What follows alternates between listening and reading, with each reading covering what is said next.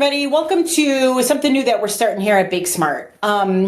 One of the things that we have been discussing internally is the need to create more community between us and the bakery community at large, not just BakeSmart customers like the BakeSmart bakeries that we service, but also for the community at large. As you can imagine, we talk to bakeries all day long, and we wanted an opportunity and a platform to basically introduce ourselves a little bit more in depth and also create a environment, platform, space, community where we can just kind of chew on the different elements from operations to culture building to software solutions to provider solutions, ingredient challenges that bakery owners are facing every single day.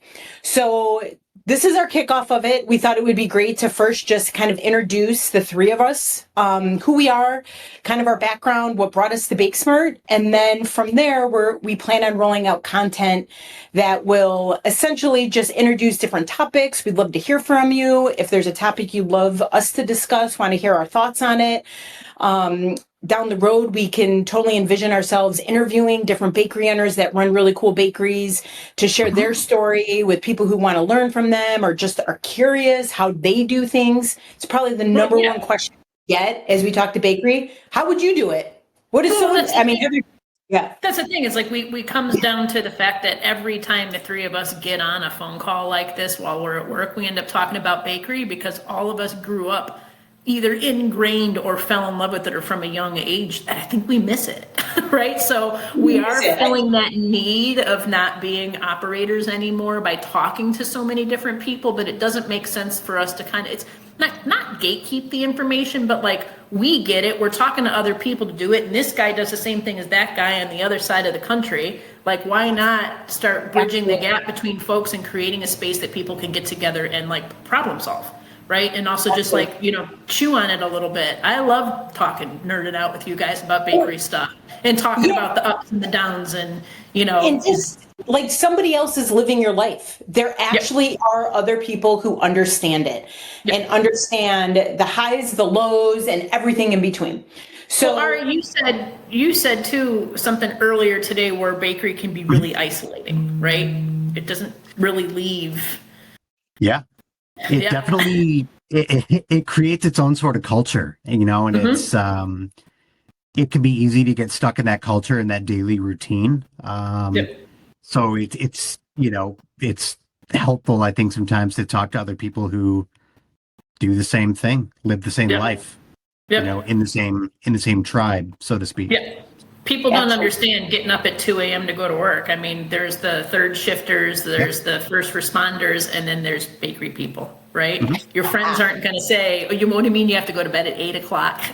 Because I got to go to work at 2. And so it does start to create this shift that you find. And so then we as owner operators, as service industry people, we start to look for connection in other people who feel that, right? And so, here we are. Let's figure out how to make that happen. So we always end up just on sharing stories too, even if it's nothing serious. It kind of lightens up your day a little bit, For sure. Makes you feel a little less crazy, a little more seen. Makes you. Good way to put it. You're not insane. We all want to say, hey, you're not crazy. It's just the chaos of the bakery that's a little crazy. That we love. We love. Oh my gosh, we love it and miss it. So, well, Shell, you were such a big part of it. I mean, it was a huge part of your life. Tell me a little bit about what's your background? Yeah, so I come to the table with bakery life and bakery culture being the backbone of our family. So I was born and raised into a generational bakery family. My grandfather started the bakery. My dad inherited it when he was 15, and then I was literally born into the business. So I've seen it not only firsthand as I was raised, like coming to the bakery after school. It was my first job, which was awesome because then I knew how to like train people into their first job because quite literally it was my first job. So my story basically wraps up because we ended up selling our generational bakery. At the time of sale, it was a 3-location, 100-employee bakery. and it became clear that none of the kids in our generation wanted it. And that's a whole separate kind of story. Happy to share that on a different time. But I was the one that actually drove it to the sale. So I got to learn some really cool parts about what it meant to sell a business like a bakery, what it felt like to release that. Basically everything we built inside of it. And then we had to say bye-bye and like let it go live in somebody else's hands. Which is terrifying as an owner operator. And yeah, it comes with its own bag of stuff, but you know what it doesn't come with is 2 a.m. phone calls that the oven broke, that the delivery driver, you know, like hit a car or crashed, or the lady doesn't like the color roses on her cake. You know, we get to release all of that, and in it, yeah, do we carry a little bit different baggage? Sure. But again, we can get more into that in a later episode.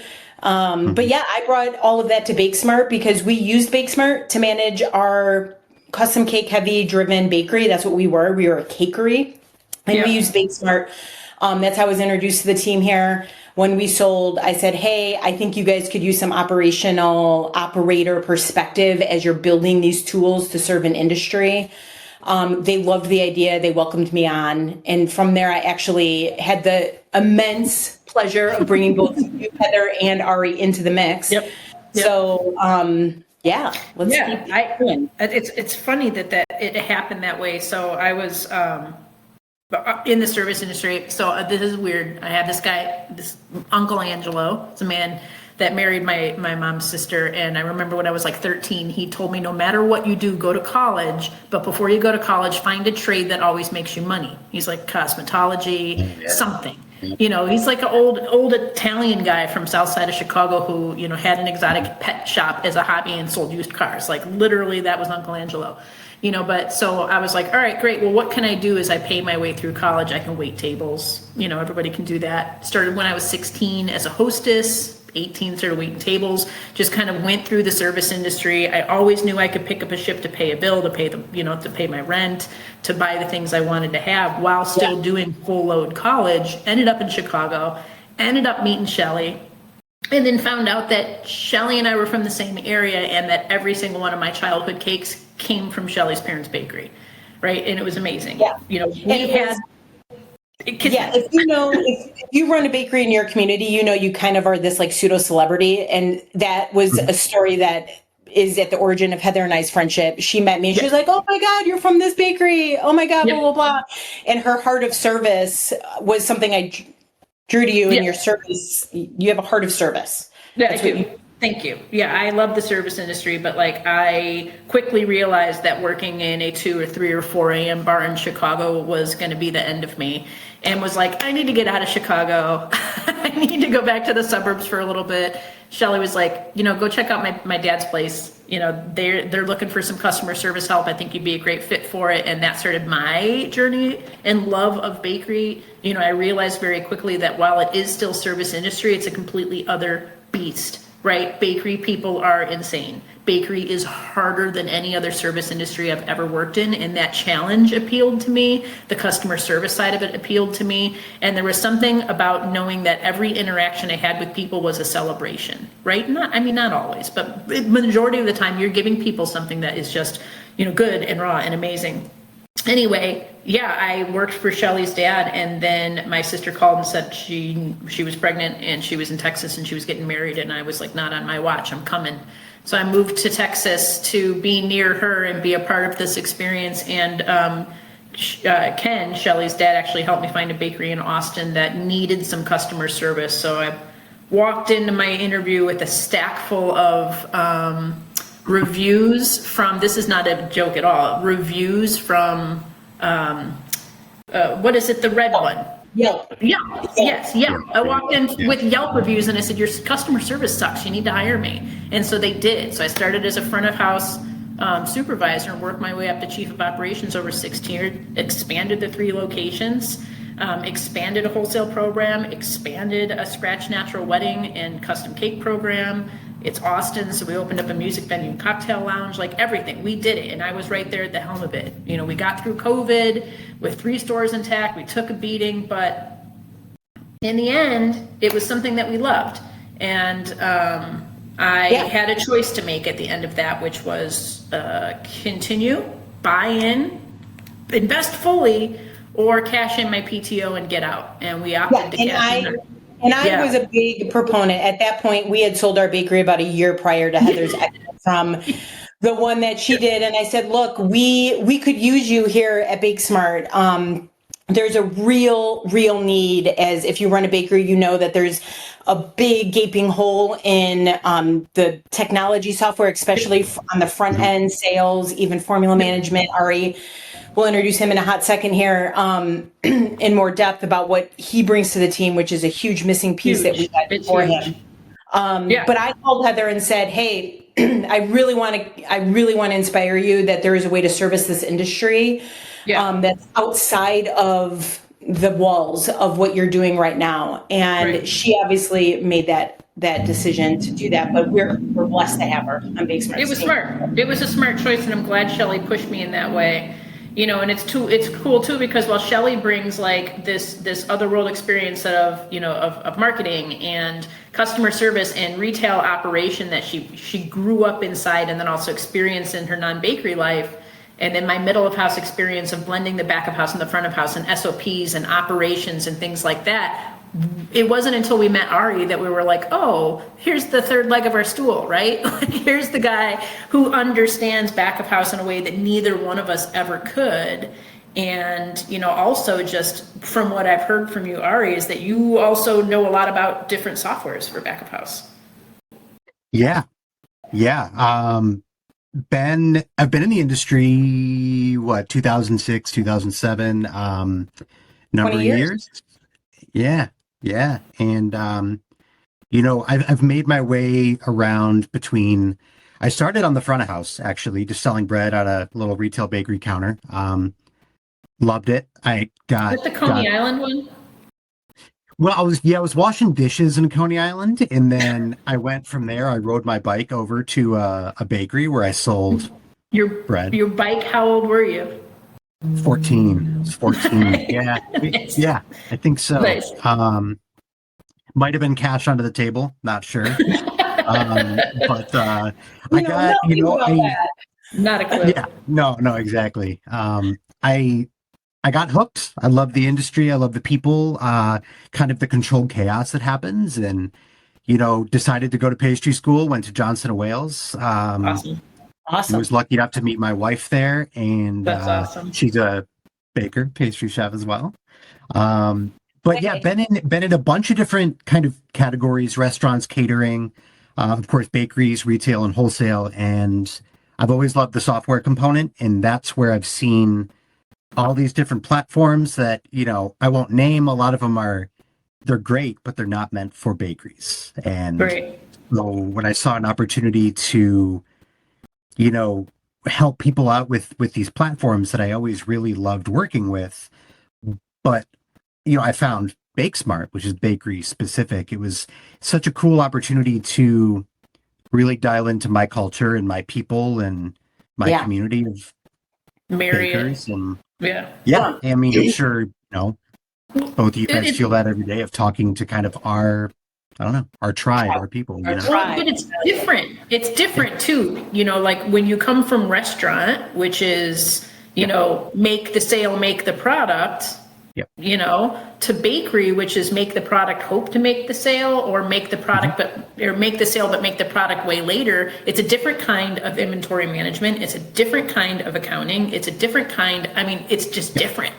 Right. And so a lot of these software companies, you know, service the service industry, but we're like the redheaded stepchild of the service industry, where everybody's just like, oh, that seems really hard.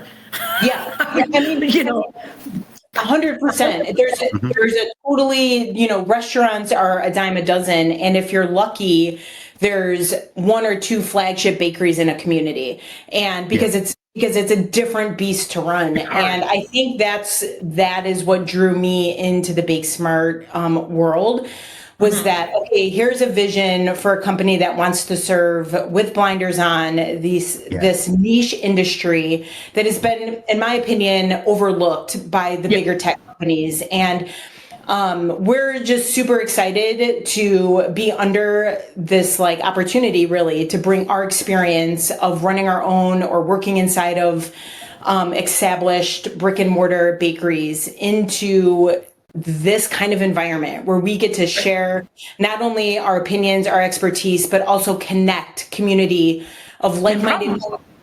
Yeah. So yeah, we're super excited about it, and we hope to start rolling this content out on a regular basis. We'd love to hear from you if you found us somewhere. We'd love to hear from you if there's any content that you're looking to hear our opinion on, or you're wondering how does this bakery handle this, or how to what's an industry standard of how to do something, whether you're new, whether you're generational and you just inherited a bakery and you're if you've got something to share. Yeah, you got something to share, you got something to teach. So yeah, we're just looking to create that space. And we're excited to be very here. Excited to hear the stories that people come in with. I think we're going to get some good ones. Because that's the thing is even the three of us sitting here in this room, we all have a very similar, background and a similar story of getting here, but every one of us has worked in a completely operationally different kind of organization. And so it's amazing to me that we can still have so much in common, yet have lived completely different operational, styles. So I'm excited. It's the nerd in all of us that is excited to talk about bakery. I look forward to our next meeting. I look forward to hearing from everybody else. So, but I got to bounce. I got a meeting. I'll talk to you guys later. See y'all soon. See ya.